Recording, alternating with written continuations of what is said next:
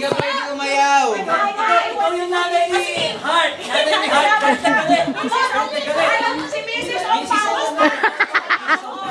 Isis ang tao. Jesus Cordero.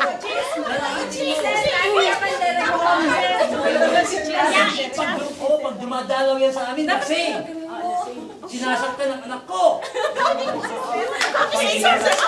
Updated siya sa service. Alam niyo ba? Sa balita, yan ang mga pinabalita eh. Ay, naku, ay, ang Mrs. Opao. English. Mrs. Ampopo.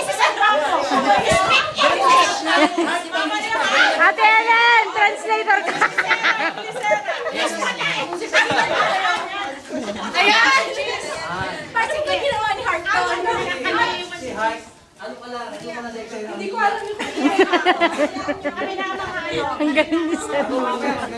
Ay, ikaw na. Kuhanan lahat ngayon. Sabihin mo sa nanay niya. I am filing charges against Jesus Cordero. Huwag ka tumawa. Umiyak ako. Umiyak ka na to. Who have brought up and raised Hearts the best way we could. Harap ka dito. And here he is. Yan. My daughter deserves better. Umiyak ka, Heart! Umiyak ka! Bawag mo sa kanya, Mr. Escudero. Mr. Escudero. Ay, ako ba yan siya? Ako ba yan? Kasi boyfriend ko si ano eh. Hindi namin alam. Wala na yung siya na kasi mo kulit. Kayo pala.